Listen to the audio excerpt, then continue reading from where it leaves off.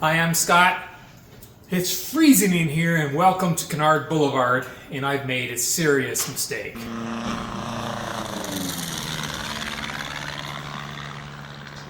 So what's that mistake? If you look at the title of my last video, I said all the things wrong on my Cozy Mark IV Canard airplane. Never say you found all the things wrong, because there will be more. And yes, I've found more. At the end of the last video, I said there won't be any flying videos for a few weeks because, I'm going to be working on repairing and upgrading, and, well, it's going to be longer than that. Let's start with the big one we found last time, which was a cracked exhaust that I found on the Cozy. I said I'm going to have it welded. I thought either pull that tube off and re-weld a new one, or maybe fill in the cracks with some weld. So I took it to my superstar welder, and he's like, no way, not touching that. He says, it's so thin, I'll just blast right through it. And he works on a lot of different stuff, but he said, like, yeah, I'm not touching this. He said, I don't even know what kind of weld I'd use on it, because the exhaust pipe is made out of 321 stainless, which is a high titanium content alloy stainless steel, and it's only 0.035 thickness, so it's really thin. It takes special equipment to weld it. After doing a whole bunch of research, I did find somebody who does nothing but experimental exhaust. I think it's called experimentalexhaust.com, if I'm not mistaken. He said, "Yep, no problem. I can either fix that or basically build a new one. He can mandrel bend the bends." So while he's doing that, I'm actually having him modify it slightly to give me more clearance to fit the exhaust shroud in there, so it'll actually come out better than it was. It's been, as of when I'm filming this, I think 2.5 weeks since I made that last video, so we are 2.5 weeks in, and I haven't even got the new exhaust started to be made yet, let alone have the exhaust shroud made, because I can't do that until I have the exhaust on, and I can measure the clocking for the pipes and so on. So this is going to be a little bit of a process. I have, however, got this nice box here from Aircraft Spruce, and in it we've got some nice parts in here. I got lots of scat tubing so I can redo the heating tube, because the one that's in there is the wrong size and it's in poor shape, so we'll redo all the scat tubing. Here's the piece, well, here's the valve box. It's a stainless steel box that will go into the firewall here, and here's the valve on the top.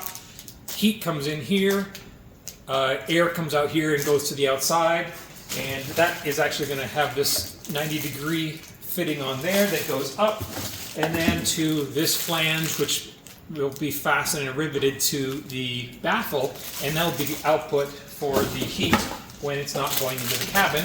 This box is stainless steel, unlike the aluminum one that's in there, which you really want on your firewall, because aluminum will melt. If you have a fuel leak back there and it catches fire, aluminum will melt, whereas stainless steel will not. So stainless steel one rather than aluminum, because what's on there right now is aluminum. That's no good. I got a control cable that will connect up to the valve on that box, so I can open and close it. If you noticed in that video, I showed the you could see the oil breather tube in there. It was in pretty rough shape. It's 20 years old, so I got a new piece of rubber tubing to put on there to replace that.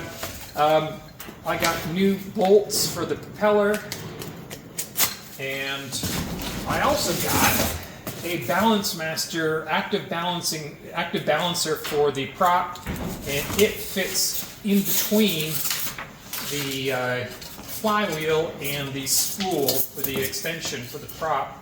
And it has liquid mercury inside, and so rather than having to dynamically balance the prop every time you make a change to the prop or it goes out over time, and it only gets dynamically balanced at a specific RPM on the ground, and you can't do it in cruise flight, obviously, because you can't measure your balance in flight with the cowl off and everything. Anyway, so what this does is it automatically and instantly balances the prop regardless of speed, and if things change over time, it automatically adjusts. Anyway, I've used this type of thing on motorcycles for years. I was thrilled to see that they have a version of it for the airplane, so that's going on there. I did replace my old LED landing lights. If you recall, the old ones that were in there, they just blasted out RF and obliterated my comm radio when they got turned on, so they were not really that usable. They had their own custom brackets that did not fit the new Fly LEDs that I have. These LED landing lights are specifically designed for aircraft and specifically designed not to put out RF that will cause problems with your avionics. I had to design and build some custom bracketry for them, which you can see here, and then I installed those in the plane. All right, the brackets are in, the new Fly LEDs are mounted and wired up, and as you can see, they are on and they are blindingly bright. I can't even look into them. The camera is like scaled it way down because of its aperture, but these things are super bright, like crazy bright. So I'm pretty pleased with that. Now on to the new things that I found wrong. A couple things. I was looking at some flight data from some flights, the last few flights, and I was actually looking up something different entirely. I wasn't looking for this, but happened to pull up the bus voltage parameter for the flights. And as you may recall, I actually had an alternator fail, and this is the alternator that failed. And it was working great until it wasn't. So it was putting out 14 volts and everything was fine. And then over the course of a few months, the voltage started coming down, until the flight coming back from Maine, the voltage got down as low as 12.9, which is no good. It should be up, 14.1, 13.8, 13.9, thereabouts. So I thought, oh, okay, alternator's done. So I sourced a new alternator, put the new alternator in, and that fixed it. As soon as I put it in, the voltage was fine. And for the next few flights, I had a look, and yep, voltage is perfect. Okay, problem solved.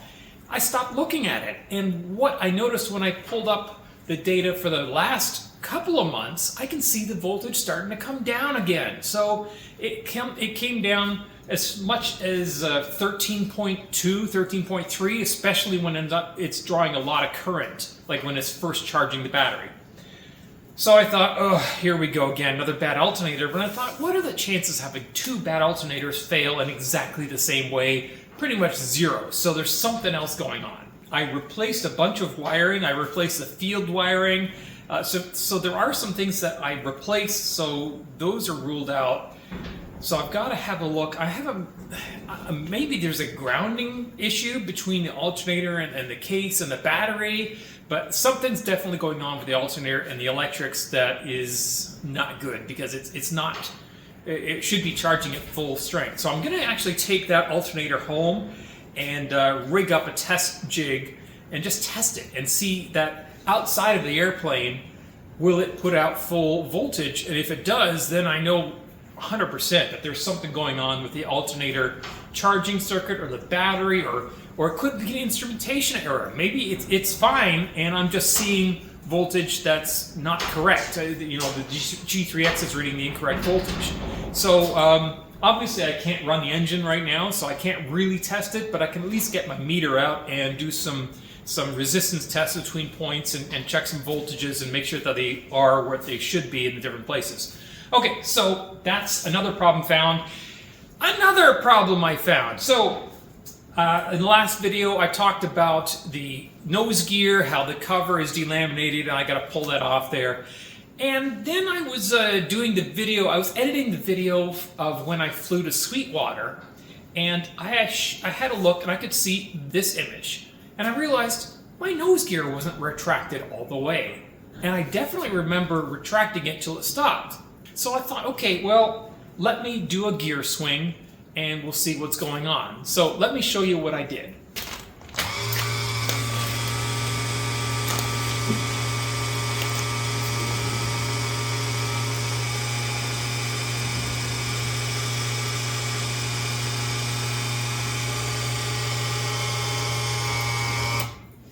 So as you can see, the gear is not fully retracting.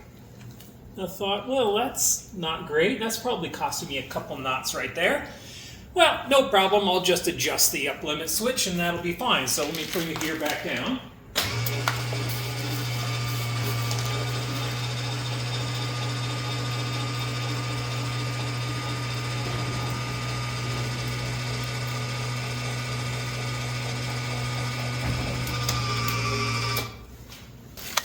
So I thought, well, no big deal. All we got to do is just adjust the gear up limit switch, and that's a simple thing to fix.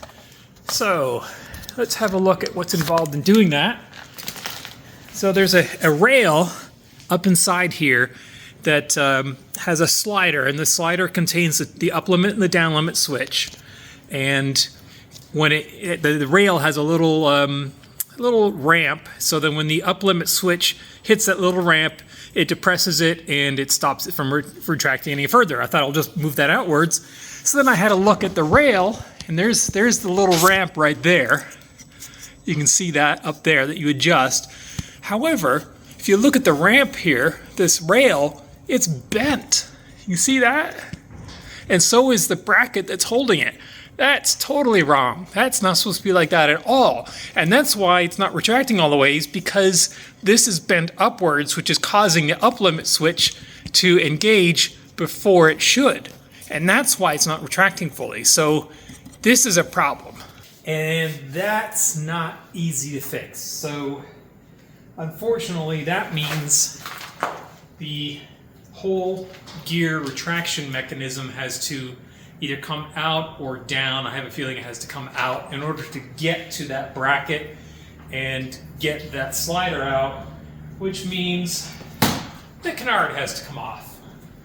Not fun. So, I mean, that's not the end of the world. It is some work to do. So my little 3-week maintenance quick deal that I was planning to do has now just become considerably more. So yeah, no flying videos for the near future, obviously. I'm hoping I have everything done and working before springtime, but we'll see. Anyway, so I'm going to get to work. I'm going to have a look at the alternator wiring, do some tests, and get to it. Later. All right, 45 minutes later, I'm about done. My fingers are frozen and I can't feel them. No heat in this hanger. So I have done a bunch of tests. The electrical wiring for the alternator is perfect, 100% perfect. There is no problem with the grounding of the alternator to the case. All the circuits from the battery, negative to the engine case to the alternator, perfect. It's like 0.1 ohms or 0 ohms between all of that. Positives, the same deal. I have full voltage. On the charger, I'm showing 13.4 with the charger connected. On the battery, at the battery terminals, I'm showing the exact same voltage at the alternator, both on the battery charge and the sense wires.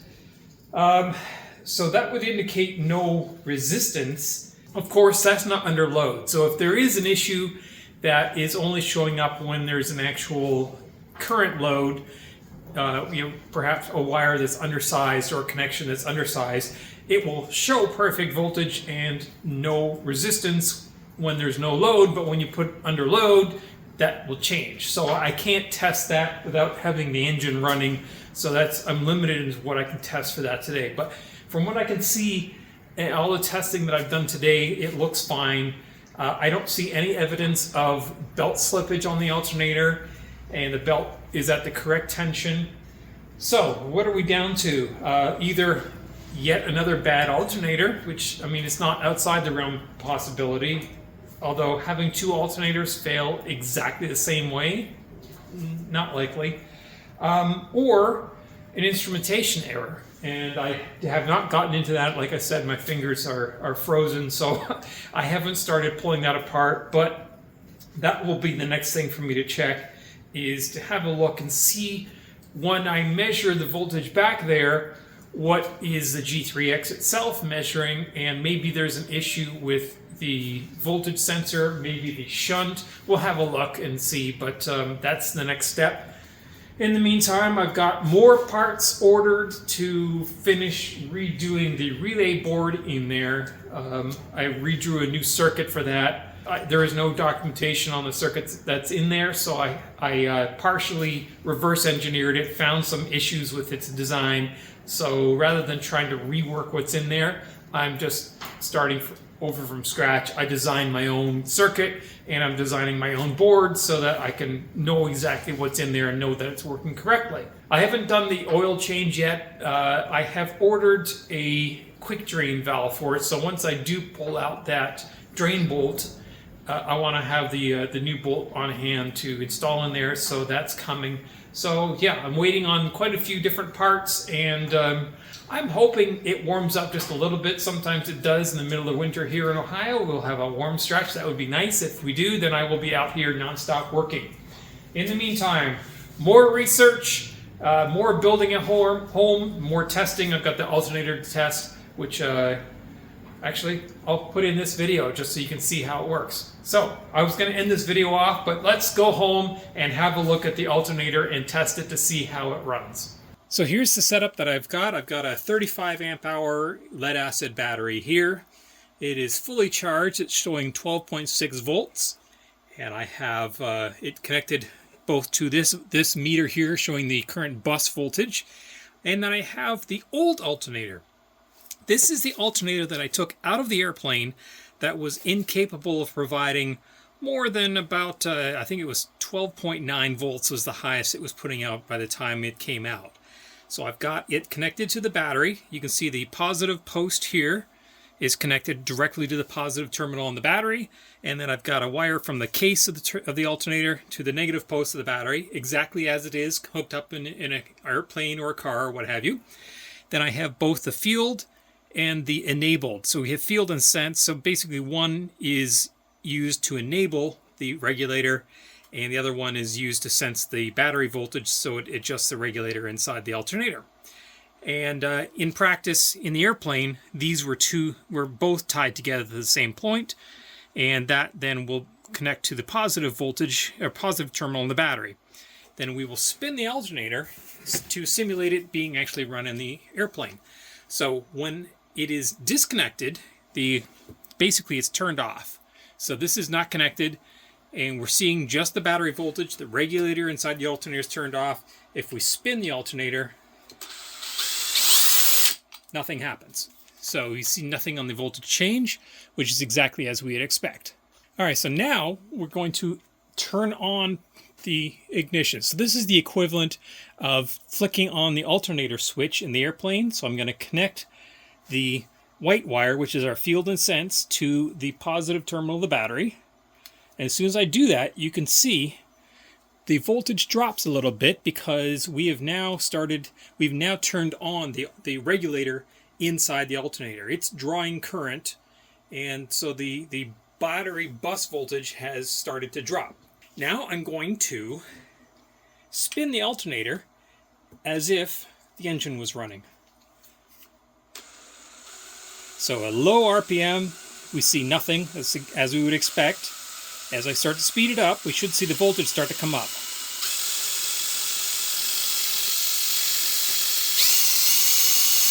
There we go.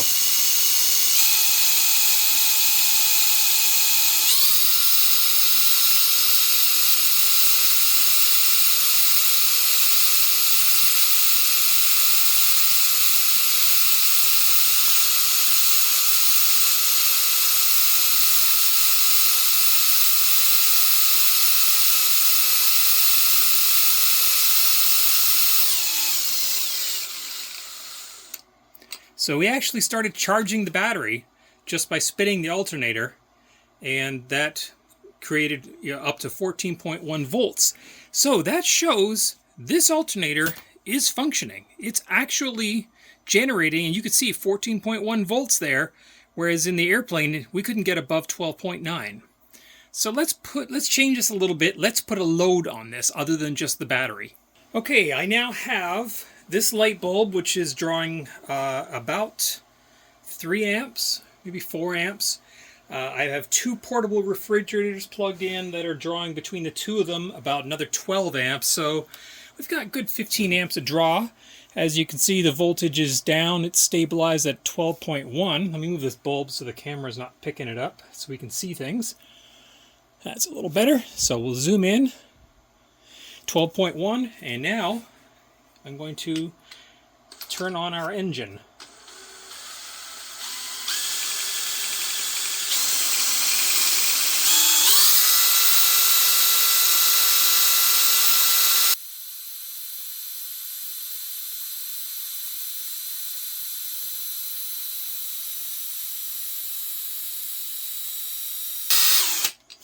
Unfortunately, my engine is running out of battery. We did get up to 13.4. Let me put a different battery on. I can feel the alternator is getting quite warm.